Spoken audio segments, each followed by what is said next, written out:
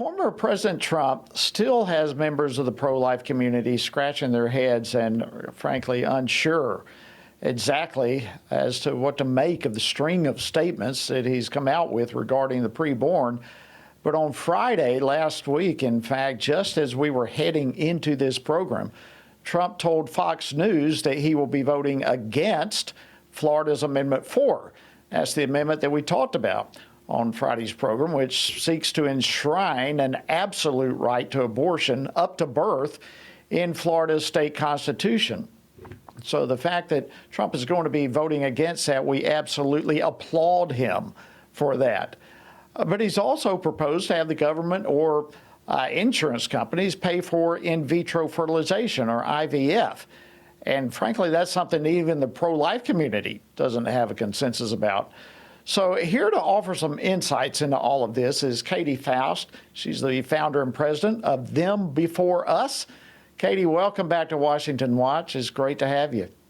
Always good to be with you, and very grateful that you guys are covering this topic because, as you acknowledge, there is a lot of confusion, even among conservatives, even among Christians, when it comes to IVF. And there really is no need to be. We really need to be speaking with one voice on this. Okay, so let's listen. That's a perfect place for us to begin because the confusion is there.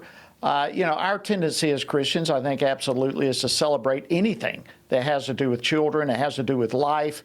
But when it comes to IVF, there's a lot of confusion. So is there a blind spot that we're missing?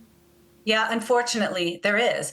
And it's because we love babies. I love babies. You love babies. We have been working to defend babies for 50 years in the pro-life movement.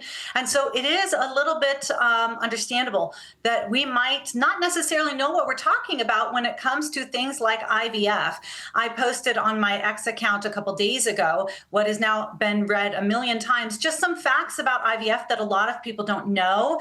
About 2% of children in this country are born every year through IVF. That's about 90,000 children, but that's only a fraction of the children that are created in laboratories, in petri dishes, in glass, IVF, in vitro fertilization.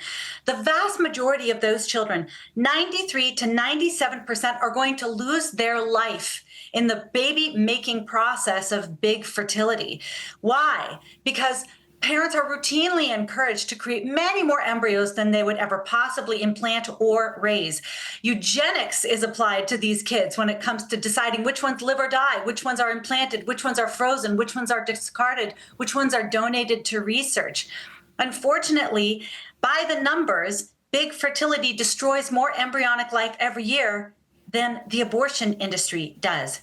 So the truth is, if we are fighting for children's right to life, we must reject IVF the way that it is practiced in almost all forms today. Well, that's a startling statistic when you understand that more are destroyed there than in the abortion industry as a whole, as we think of it at least. So where's the problem? Is the problem mainly with the IVF industry? Is it with regulations? Is there more to all of this? Where is the root problem here? Well, some people would say it's a problem to create babies in laboratories to begin with. And that is why you do have some religious communities that completely prohibit the use of reproductive technologies to create children to begin with. If you're making a baby outside the womb, and there's no way for the baby to survive in that environment where you're holding the child's life in their hand. And then, of course, it gets very, very tempting to say, well, we want a boy and not a girl. Well, this baby looks like they don't really make the grade. This one's not as fit. And then you get into the practice of deciding who lives and who dies, sometimes based on very superficial characteristics. What are the other problems? Well, big fertility is virtually regulation free. It has been described accurately as a Wild West. If you can do it and you've got the money, it can be done. Somebody will do it for you. That includes using it as somewhat of a surrogate tourism industry where people will make IVF babies using sperm or egg from all kinds of places implanted in that womb or a surrogate's womb. Travel here, pick them up, fly home, have a foothold for American citizenship as a result of it. We definitely see this very disturbing trend of same-sex couples or single men who are creating children using surrogates, always with the help of IVF. Of those 90%, of those 90,000 children born every year, 30 to 60,000 of them are going to be created using sperm or egg donors. So those children are going to lose their mother and father right at the moment of conception. And so there's no rules against any of these practices, Wow. eugenically screening children, cutting them off from their mother or father. Unfortunately, this is not a child-friendly industry, no matter how you splice it.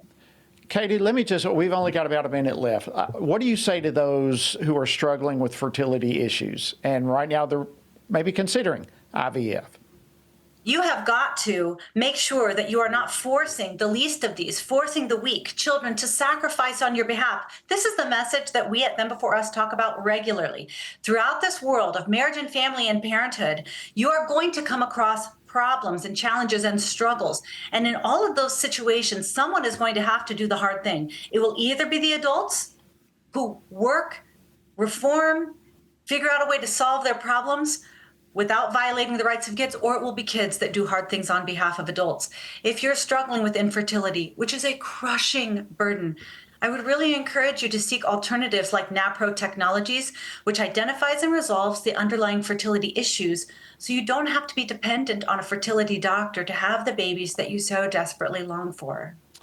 Thank you so much, Katy Faust, founder and president of Them Before Us, which, by the way, is a great name.